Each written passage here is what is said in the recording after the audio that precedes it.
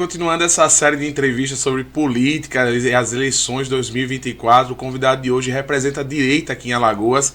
Ele está sempre recebendo o ex-presidente Jair Messias Bolsonaro nos aeroportos do Brasil, inclusive aqui de Alagoas, e inclusive prestando condolências, fazendo várias homenagens ao ex-presidente aqui pela Câmara de Deputados de Alagoas. O convidado é o deputado Cabo Bebeto, que até me atrapalhei aqui no nome. Normal. Mas seja bem-vindo, porque agora você tem o Caio Bebeto também representando aí, entrando para representar a direita também, né?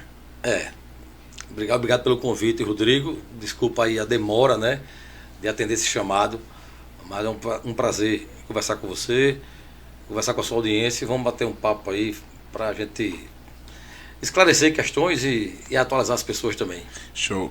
Cabo Bebeto, eu queria falar sobre diversos temas. Eu preparei uma pauta aqui para a gente falar sobre pilares importantes que norteiam hoje a direita no país. Então, o primeiro tema que eu preparei para o senhor falar é escola sem partido, tá? Eu vou passar alguns temas aqui, depois a gente volta para as eleições, porque eu acredito, e eu tenho trazido convidados aqui, e sempre que eu toco nesses temas, eles dizem, não, isso não é da minha competência.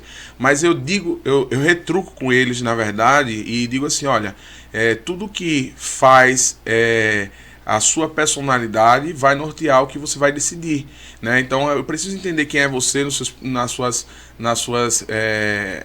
como que você cresceu, as suas características pessoais, para que depois eu diga, olha, vamos partir para as suas competências técnicas, e aí depois a gente sabe se vai votar ou não em você.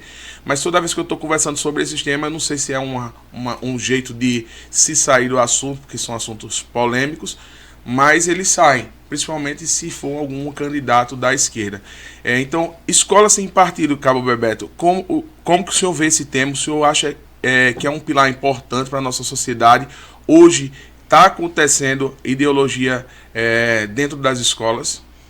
Com certeza. E, Rodrigo, quando a gente fala de escola sem partido, a gente fala principalmente de escola pública, né? A escola privada, o cidadão coloca o filho dele se quiser. Na pública, muitas vezes o cidadão só tem essa opção de escola para matricular seu filho. E a gente defende isso, porque a escola sem partido é uma escola sem ideologia. É o que a Constituição defende, e aí principalmente o que a gente mais vê é o viés da esquerda.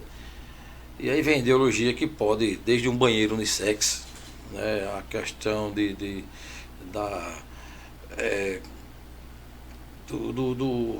do esporte, de não ter um trato religioso, até para respeitar o outro lado. Então a gente defende a escola sem partido, para que as ideologias não entrem nas escolas, eu repito. Mas a escola privada, a escola particular, o pai tem o direito de matricular o seu filho onde quiser, e aí eu não vejo nenhum impedimento, não seria contra as escolas particulares elas terem seu viés, e cada um matricule seu ideológico, filho. né? Cada um matricule seu filho na escola que ele achar mais adequada. Mas na pública não? Na pública não. A pública é dinheiro do Estado, e aí ela tem que ser sem partido. Então vamos lá para a próxima. E sem ideologia. Escolas militares. Foi um projeto do ex-presidente Jair Messias Bolsonaro trazer a escola militar, a exemplo da escola Tiradentes aqui de Alagoas, para os outros estados, né? E a gente tem ótimos indicadores, como o IDEB aí, que ele teve a sua nota puxada para cima através da nossa escola militar aqui, que é um exemplo, inclusive, aqui para as demais escolas, no termo de comportamento, de competência. A gente vê vários alunos saindo de lá direto para a Universidade Federal de Alagoas com concursos que competitivos, como de medicina e de direito. O senhor acredita que esse modelo de escola é eficaz, eficiente e que deve ser replicado para outros estados? Sim, acredito. Agora, para manter o discurso, uma escola militar é uma escola também sem partido, tá? Ela tem uma formação militar no ensino. Ela tem, digamos assim, regulamentos militares, disciplina militar na escola. Eu sou defensor. A nossa escola aqui, por exemplo, as duas escolas que a gente tem aqui são da Polícia Militar, uma em Maceió e uma em Arapiraca. São escolas estaduais, administradas pela Polícia Militar de Alagoas. A gente, quando o presidente Bolsonaro ganhou, a gente foi até o Ministério da Educação, tentamos trazer para Alagoas escola militar, só que existia a necessidade de uma contrapartida do Estado ou do município. O Estado já dizia que não queria. E aí, infelizmente, a gente naquele momento, creio que 2019, 2020, nenhum município também se interessou. Foi uma pena. A gente teve, acho que eu tive 3 idas ao Ministério da Educação, mas infelizmente dependia, porque eram gastos divididos entre o governo federal e município ou estado. Infelizmente, naquela época, nenhum município aqui de Alagoas aceitava, queria ou se credenciou para ter uma escola cívico-militar no seu município. Vamos passar para o próximo tema, então, já que o senhor já ponderou. Escola policiada. Existe uma tendência aí de os próprios alunos de escola pública recusar a presença da polícia militar dentro das escolas, quando o papel da polícia militar é de defender aqueles alunos. Como é que o senhor enxerga esse assunto e o porquê que o senhor acredita que os alunos hoje eles não querem a presença da polícia militar dentro da escola? Não, os alunos querem sim. Uma boa parte, ou uma parte dos alunos que são maloqueiros, né, os banderneiros, eles não querem, só que eles são barulhentos. E aí eles se posicionam mais firmes, eles gritam mais alto, mas eu tenho certeza que a maioria dos alunos, até porque eu já várias vezes atuei em escola, apoiando a pedido de diretora ou apoiando até o batalhão escolar, e a gente vê que às vezes é uma meia dúzia de alunos que são barulhentos e maloqueiros, e esses sim não querem. Esses não querem a polícia na escola, não querem a polícia no Marco dos Corais, não querem a polícia na rua, não querem a polícia na rua de casa, eles querem fumar maconha e esculhambar. E esses aí não querem nem nunca vão querer a polícia perto, mas tenho certeza que a maioria dos bons professores, a maioria dos bons alunos querem sim uma escola segura, uma escola policiada. Vamos passar para o próximo tema que a gente tem muita pauta aqui. Desmilitarização. Cabo Bebeto, toda vez que a gente está tratando de um assunto polêmico que está movimentando o país, parece que a gente está atrasado quanto aos assuntos da esquerda, né? Porque hoje a pauta deles é acabar com a polícia militar. A gente viu o Guilherme Boulos lá em São Paulo falar sobre isso em outros discursos dele, que acredita que a polícia militar não deveria existir. O senhor acredita também que a polícia militar ela não é eficiente ao ponto de não prestar um bom serviço para a sociedade? Rodrigo, desmilitarização é uma coisa, fim da polícia militar é outra, tá? Eu defendo a desmilitarização da polícia militar. Por quê? É polêmico isso aí. Por quê? Porque hoje a polícia militar ela é mais polícia do que militar. Hoje o militarismo atrapalha, na minha opinião, o bom andamento do dia a dia da polícia militar, do bombeiro militar. O militarismo hoje ele serve boa parte das vezes para manter a tropa no cabresto, para tirar o direito do Então explica, cara, Bebeto, o que é a desmilitarização? É a polícia militar deixar de ser militar e ser polícia, continuar exército, marinha, aeronáutica, e a polícia militar, bombeiro militar ser polícia estadual e bombeiro estadual, com suas regras, como tem a Polícia Civil, como tem a Polícia Rodoviária Federal, como tem a Polícia Federal, como tem a Polícia Penal. Todo mundo tem regulamento e tem ordens a serem obedecidas. Mas a militarização, eu falo de um fato aqui que aconteceu aqui em Maceió e chamou a atenção de todo mundo, quando o subcomandante da PM acabou aquela festa do São João. Você lembra-se sobre desse caso?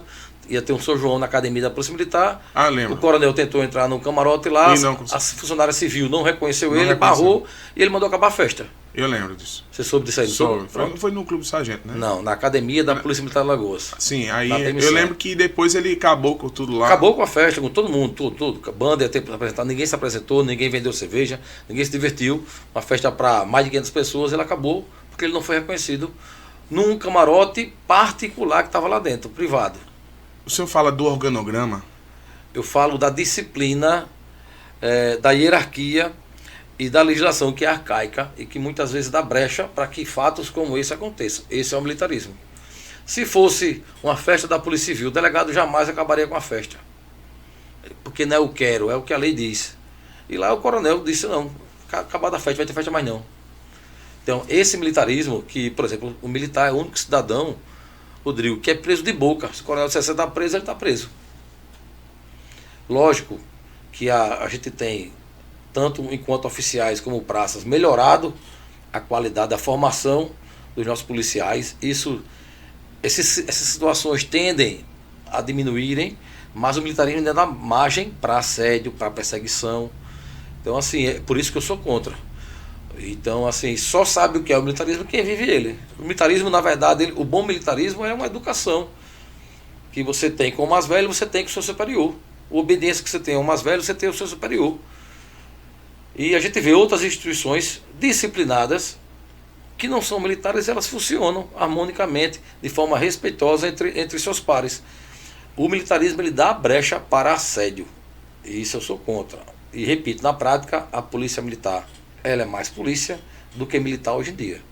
Então, serviria muito melhor para o cidadão, serviria muito melhor para o militar, a polícia militar e o bombeiro militar desmilitarizado, sendo polícias estaduais.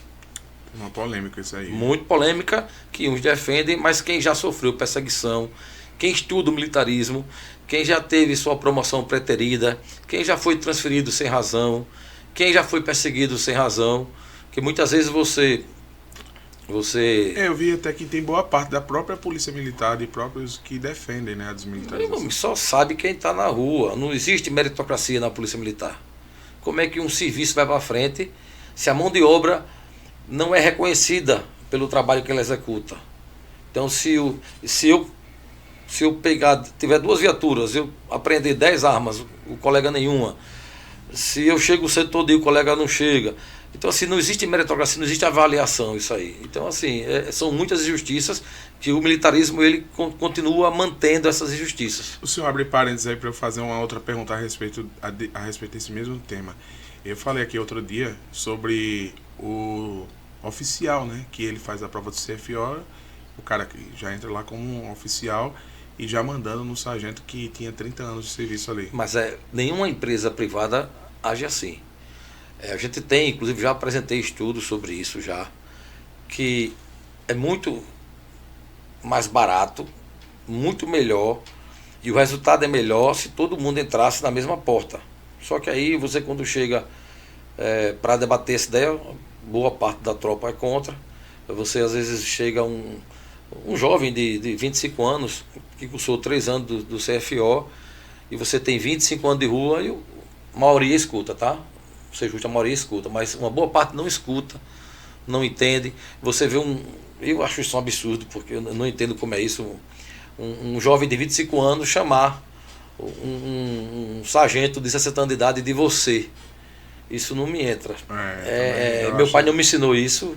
Eu mesmo, deputado hoje, se eu trato com alguém mais velho do que eu chamo de senhor. Isso não cai a mão, não me torna menor do que ninguém. Mas você vê ele chamar o senhor, o cara de idade de ser pai dele, de você, e o cara de idade de ser pai dele chamá-lo de senhor. Sabe? Então, assim, são essas coisas. Aí você me faz porque pensar o militarismo é isso. importante. Em tempos de guerra, ele é importantíssimo para que todo mundo participe da guerra. Mas a nossa guerra é outra. E você chega aqui e você tem que pedir permissão para entrar na sala. Pra você ter ideia, eu só posso entrar numa mesa, se tiver oficial, se eles autorizarem que eu sente. No ônibus, isso está no militarismo, no estatuto, no regimento da gente. Se o ônibus estiver cheio, eu estiver sentado, chegar um oficial, eu tenho que me levantar da cadeira para ele. Cabe hoje em dia isso? Se eu for mais velho do que ele, eu tenho que me levantar e dar a cadeira para ele. Então, assim, são essas coisas que as pessoas discutem sem estudar. E a perseguição e o assédio acontecem muito, isso com oficiais e com praças, tá? Não é só com praça, não. Todo mundo é assediado pode ser assediado por um superior. Mas então, só para fazer um parênteses aqui, o senhor não é a favor do fim da polícia, o senhor é a fim da desmilitarização. Isso. O senhor acha que a polícia Por exemplo, vou lhe falar uma vir ideia. puxado? Curso do CFO, sei lá, se formam 30, 40, os caras passam 3 anos ganhando pouco, gastando muito na academia, e na festa eles têm que dar 10 convites para cada coronel. Às vezes ele não consegue chamar 10 parentes, porque ele não consegue pagar. Mas ele é obrigado a dar 10 convites para o coronel. A festa é mais para os coronéis do que para os formandos. Isso é um militarismo, pô. Caramba. Quem não conhece, estranha. É injusto mesmo.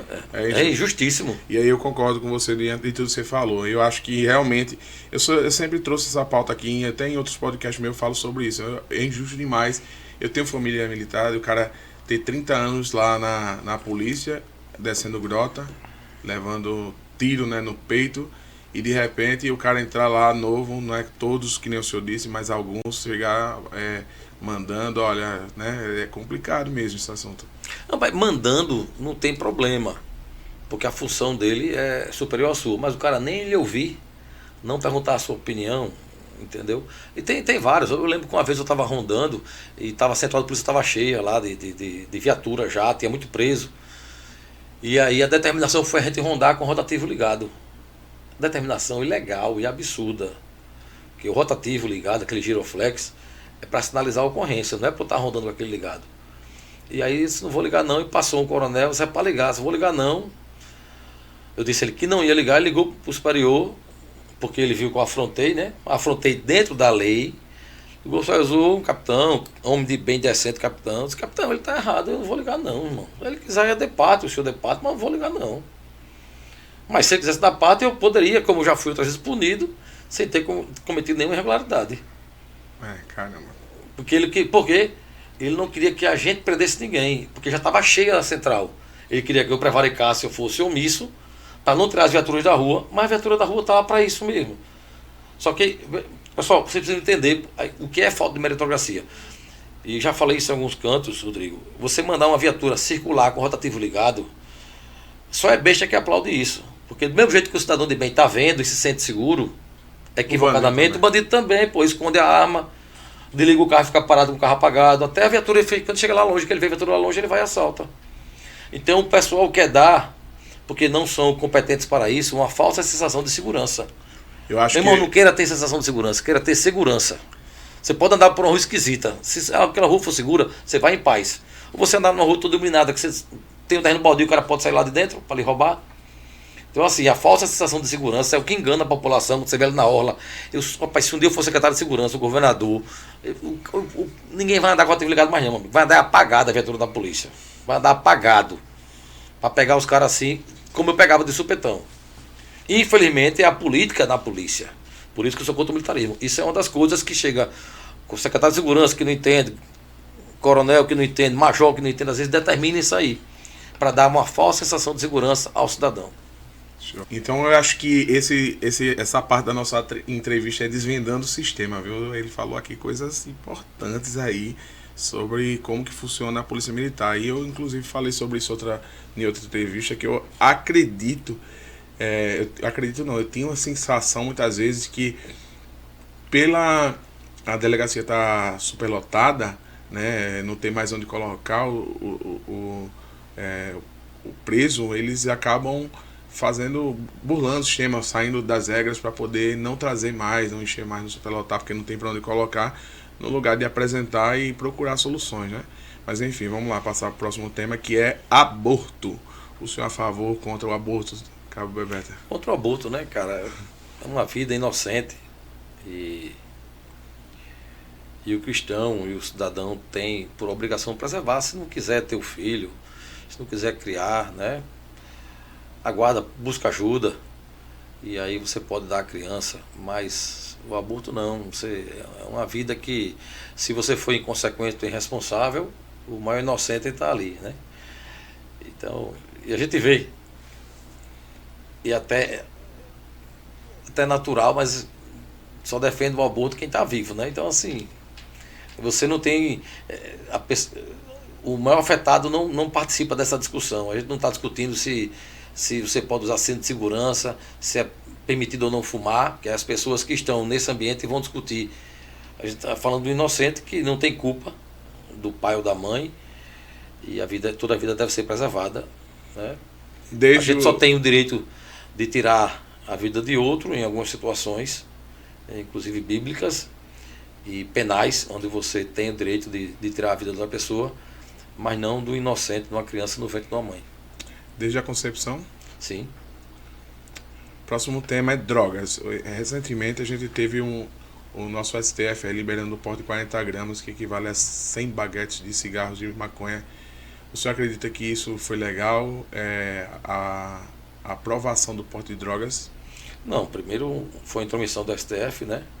E segundo, é um caos, porque assim, aí o traficante vai usar de subterfúgio para enganar o policial, enganar a lei, né? Ele vai andar com os seus 100 cigarros para vender, vai esconder, vai fracionar mais as porções e vai ter o seu comércio mais tranquilo, e sobra para o policial, né? Sobra para o pai e para a mãe, que tem filho dependente, sobra para o policial que fica enxugando gelo, E só favorece o crime. Eu não vejo essa medida favorecer ninguém. Mais uma vez, com essa interferência do STF, só quem está ganhando são os bandidos. Bebeto, o senhor falou uma coisa aí que me traz a outra pergunta dentro dessa. Parece que todo policial que eu converso, ele está meio triste com o sistema, né? Com a questão das leis, da impunidade, dele prender e a justiça soltar.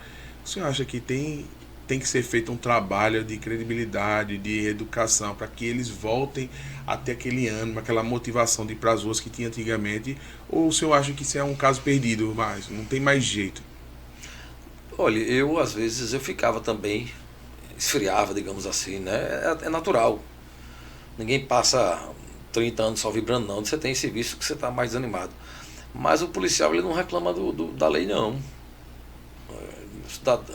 Eu mesmo fico puto com quem elege os caras que defendem essas bandeiras aí. Porque se isso chegou ao STF, porque alguém provocou o STF. Geralmente partidos de esquerda que entram com essas ações. Então, assim, eu reclamo do político. Eu reclamo do eleitor que elegeu o político. Então, o senhor acha que as nossas leis elas são bacanas, elas funcionam? Não, a gente tem lei demais. Não, ela funciona. A nossa lei são seletivas, né? Elas funcionam para algumas pessoas e para outras não. Existem interpretações aí diversas sobre o mesmo fato. Às vezes o que serve para mim não serve para você. Mas a gente tem que... O cidadão precisa entender, Rodrigo, que gostando ou não, querendo ou não, tudo de bom ou de ruim na vida da gente passa pela política. Enquanto o cidadão não souber escolher o seu vereador, o seu prefeito, o governador, os deputados, senadores, o presidente, escolher bem, ele vai sofrer, seja na mão do judiciário, na mão da polícia, na mão da prefeitura, ele vai sofrer. Tudo de bom ou de ruim na vida da gente passa pela política. Então, assim, é preciso aprender a votar e escolher seus representantes. Ideologia de gênero. O senhor acha que esse assunto já morreu ou é um assunto que ainda existe? Não, existe. Existe é pujante, né? Um assunto sempre presente. De tempos em tempos aparecem novidades, né? De forçações de barra. Eu acho que todo mundo tem que ser respeitado. Todo mundo merece e deve ser respeitado, mas sem passar por cima do outro, sem interferir. Eu sou contra as cotas, eu sou contra pessoa trans participar da modalidade do outro sexo. Por exemplo, a gente viu muito homens trans participando, né, mulheres trans participando do esporte feminino. A gente só não vê o contrário, né? Eu não tenho nenhuma notícia de um homem trans que participou do esporte masculino. Se alguém tiver aí, por favor, me mande, que eu vi em vôlei e natação, são mulheres trans participando do esporte feminino e geralmente sendo vitoriosas no boxe, né? Teve aí. Então, mostra que existe uma vantagem, né? Cabe, e lamento, e aí é o que eu falo, da falta do cidadão se impor no seu espaço, é aceitar isso aí. Eu como atleta não aceitaria.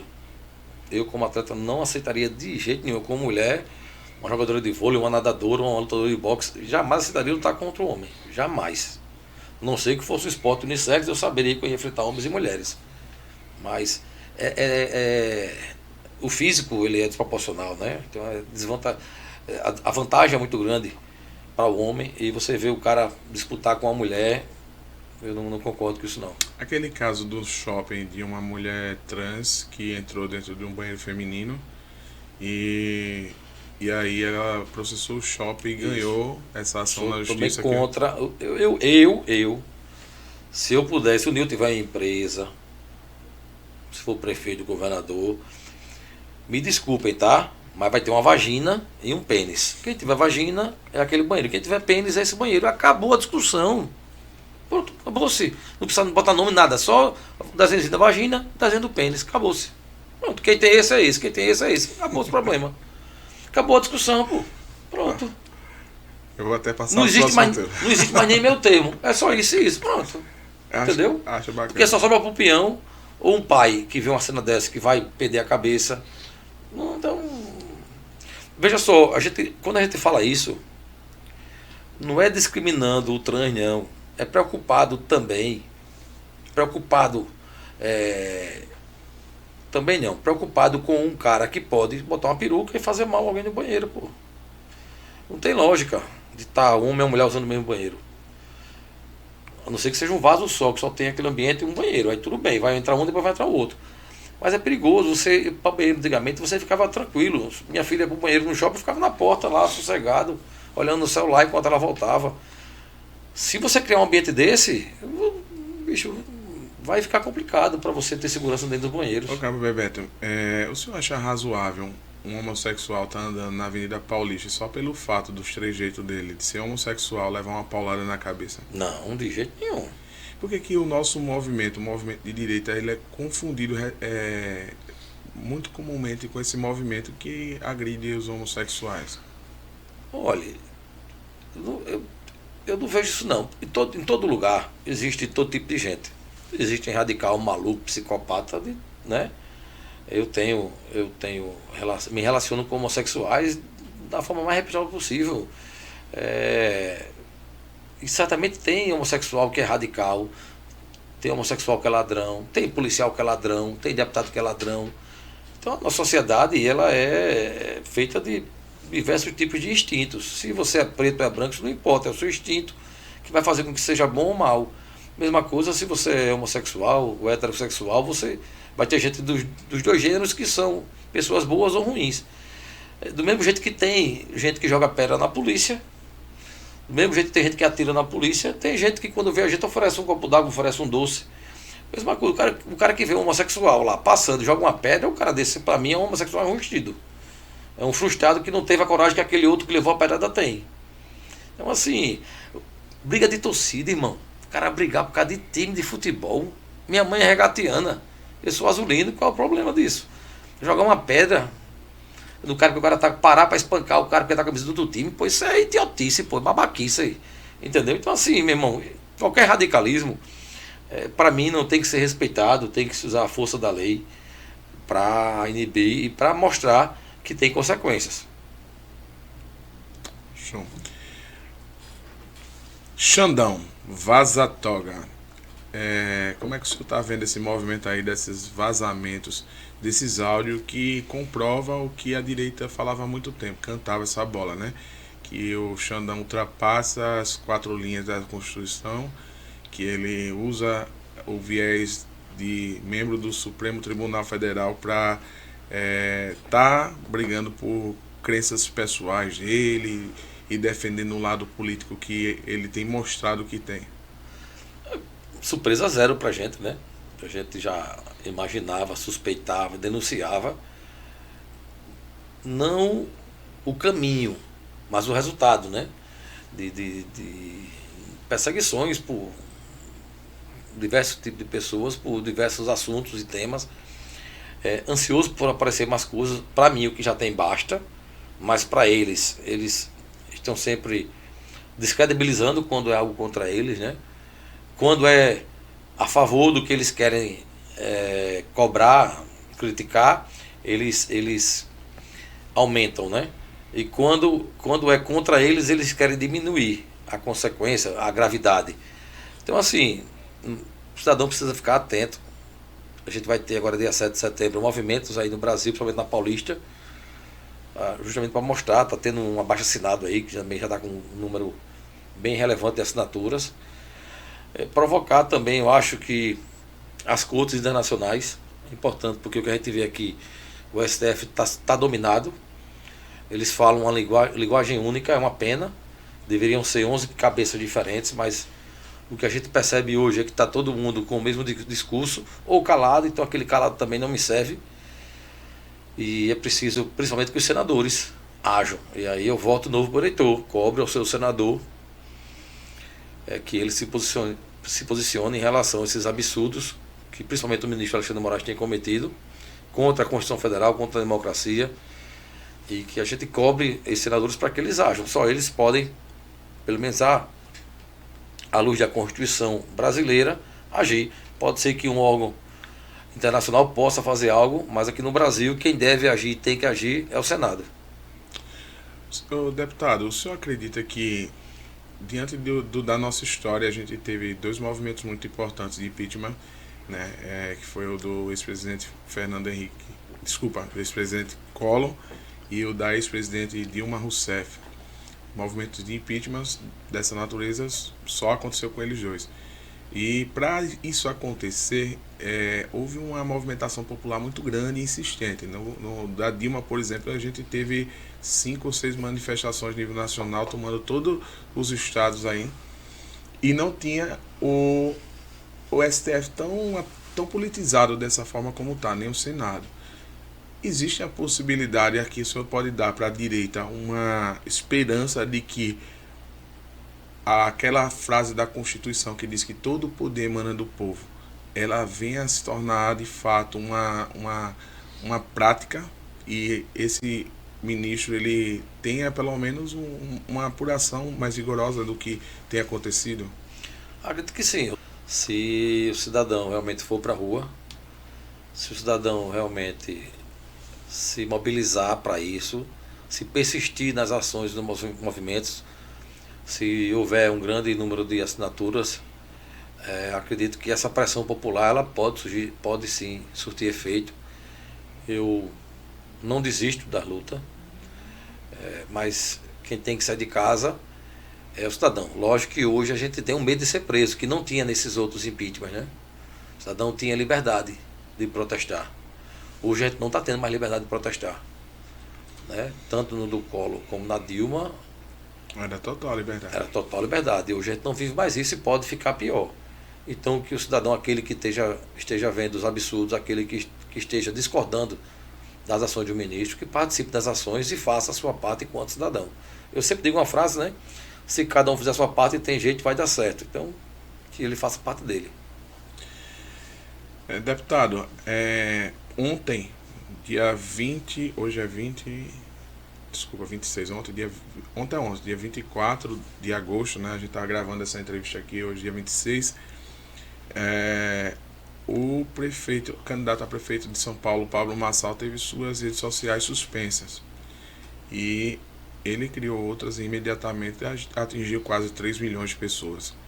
Eu acredito que vai haver retaliação novamente e essas redes sociais de novo vão ser suspensas. O senhor acredita que é saudável para a democracia esse tipo de ação, ainda que ele tenha cometido algum ilícito eleitoral? Não. Desproporcional, primeiro, para o que foi atribuído a ele. Ele parece que fez uma postagem pedindo que as pessoas fizessem cortes das falas dele e ia pagar, monetizar as pessoas, enfim. Era só retirar aquela postagem do ar. Se o problema foi esse, era só retirar. Mas tirar, cancelar as redes sociais, todas as redes sociais do cara, isso é um absurdo. De novo, a ditadura, é o momento que a gente vive, é um tipo de prisão. Você tirar a rede social da pessoa é um tipo de prisão. E a gente só lamenta, independente com quem seja. A gente, pra você ter uma ideia, lá na Assembleia, eu sempre, quando falo e venho falar do governo federal, do governo estadual, colegas pedem para me apartear. Eu estou falando, eu estou com a fala, e quem quer falar, comentar sobre a minha fala, pede uma parte. E aí cabe ao deputado conceder ou não. Eu nunca deixei de conceder uma parte a um colega, mesmo sabendo que seria criticado, rebatido, seja quando eu criticar o governo federal ou quando critico o governo estadual. Sempre. Mas por 2 vezes eu pedi a parte a colegas e eles não me deram. Isso, nesses 6 anos que eu tenho deputado, aconteceu 2 vezes comigo. Um colega deputado da esquerda, que sempre me pediram a parte, eu sempre concedi. Quando eu pedi a parte a eles, por 2 vezes cada um fez um foi o Silvio Camelo, outro, Ronaldo Medeiros, não me concederam a parte. Essa é a democracia deles, eles querem falar, mas nem sempre deixam que você fale. Deputado, o senhor está engajado nessas eleições agora daqui de Alagoas, o senhor tem um filho que é candidato. O senhor teve algum tipo de restrição para lançar a candidatura dele em relação a número de eleição, alguma coisa desse tipo? O que aconteceu? Conta aí pra gente. Teve sim, a gente tinha um compromisso, né, do número dele, compromisso feito isso ano passado, e por inveja, por pura sacanagem, por meninice, maluqueiragem, ruindade, foi trabalhado para retirar o número dele. O Caio Bebeto tinha um número. Seria 22.200. Eu não vou nem falar para não fazer propaganda do número do outro, né? Sim. Seria um número que tinha sido acordado. E aí quando souberam, as pessoas que se dizem do bem, mas que vivem.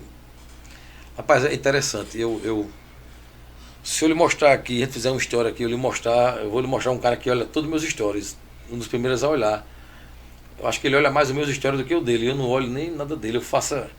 Eu já disse a ele sobre isso, eu faço o meu. Não ando olhando a vida de ninguém. Toda vez que eu faço stories que eu vou olhar, tá lá o cara, um dos primeiros a olhar meus stories. Então, assim, a gente que vive em função do outro. Eu não vejo isso de forma saudável. Não vejo isso de forma... Não vejo uma pessoa de direita realmente viver assim. Mas é do ser humano, né?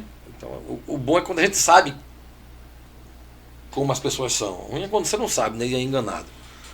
Mas eu já sei, ele me cria muitos problemas, mas já não é surpresa. Enfim, ele vai criando problema, a gente vai desviando e vai ser como Deus quiser. O Maceuense vai ter a opção, tem vários vereadores de direita, vários nomes que são candidatos de direita, boas pessoas. A gente tem aqui um eleitorado conservador aqui em Maceió. Eu acredito que a gente vai ter pelo menos 3 vereadores de direita aqui em Maceió. A gente vai aumentar de direita, eu falo raiz, que sempre defenderam a bandeira do presidente. A gente teve, eu costumo dizer, teve o Fábio Corte, que teve 13 mil votos para vereador, não é mais candidato, então aí tem 13 mil eleitores, de repente procurando um candidato para se identificar com ele, para que ele possa dar esse voto de confiança. E espero que o Maceuense faça boas escolhas, que Maceió merece. Tem uma Câmara de Vereadores com um número, né, significativo de vereadores da direita. A gente tem eleitor para isso, tem maturidade para isso. Vive num momento complicado, porque, como eu disse, tem gente criando problema com a própria direita, e não é de hoje, é lamentável, mas faz parte, a gente já está acostumado, e vamos tentar enfrentar isso aí, fazendo a nossa parte, né? A campanha do Caio Bebeto, do meu filho, é uma campanha de pé no chão. A gente não tem comitê, não tem grandes estruturas. Tá nas ruas. Na rua, a campanha dele é na rua, como foi a minha. Então, eu tive um comitê que não era meu, era do Bolsonaro em 2018, que foi aqui na Valdo Igor Monteiro, que era um galpão. Em 2022, não tive comitê, fizeram o comitê do Bolsonaro na Mangabeiras e no Jaraguá. Mas foi o Collor que fez, outro foi o Arthur Lira, se não me engano, foi o Arthur. Mas eu nunca fiz comitê. Eu achei que política é feita na rua, e a gente fica caminhando, pegando na mão das pessoas, conversando com as pessoas, pedindo esse voto de confiança, e espero que o Maceuense faça boas escolhas. Deixa eu te perguntar uma coisa. Eu tenho visto o PL, que é o partido que mais representa, que mais pulsa a direita no país, adotar princípios que, eu vou ser sincero com o senhor, eu não acredito que seja condizente com o início e a criação do partido. Personagens da esquerda, do PT, do PMDB, migrando desses partidos para o PL nessa campanha agora de 2024. Como é que o senhor vê isso? O senhor acredita que isso daí é uma adequação partidária? Tem espaço para todo mundo? É uma conversão de ideologia? O que é isso na concepção do senhor? Isso não só aqui, tá? Aqui eu tenho exemplos também de vereadores que eram, por exemplo, do MDB, era com viés de esquerda total, está aí filiado ao PL, candidatos pelo PL, e aí eu não entendi esse movimento. Como que o senhor vê esse movimento? Eu sou contrário, mas aí a reclamação tem que vir para quem abonou a ficha, né? Para quem deu a filiação, não fui eu. PL, na figura do presidente Jair Bolsonaro, tem uma bandeira clara. Acho que as pessoas podem sim mudar de lado, podem mudar de opinião, sim, mas elas precisam provar isso aí. Então, assim, se você é eleitor do PL, é de direita, e está insatisfeito com alguém que está no PL, reclame ao presidente do seu partido, do PL no seu município, no seu estado. Eu não assinei ficha de ninguém, muito menos de quem era do lado e agora está do lado de cá. Discordo, se eu fosse o presidente, a gente teria pouquíssimos candidatos aqui em Alagoas, mas seriam só os topados mesmo. Perfeito. Agora eu vou para um assunto um pouquinho mais polêmico. Esse aqui até agora não foi polêmico, não. Tá certo. Prefeito JHC. O senhor acredita que ele é de direita? Não, JHC é centro. JHC é centro. Ele é liberal.